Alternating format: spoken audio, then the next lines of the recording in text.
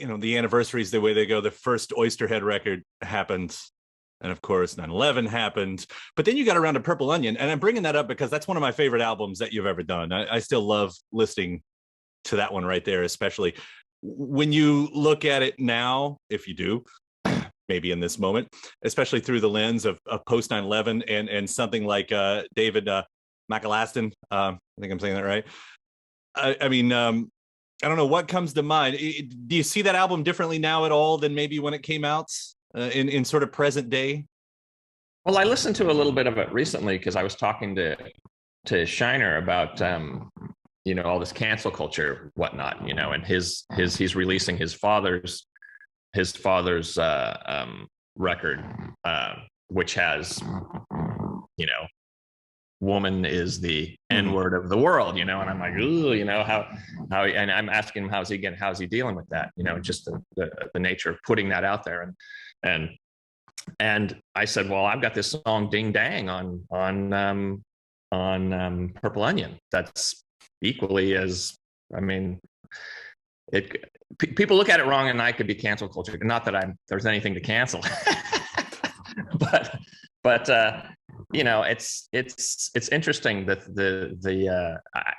how does that pertain to me looking at the record? It was more just I played it for Sean recently, and he was surprised and somewhat concerned for me. But yeah. So, but in one sense, if you want to, you just leave the song in the past. We've heard of that. I love playing that song. The song, it's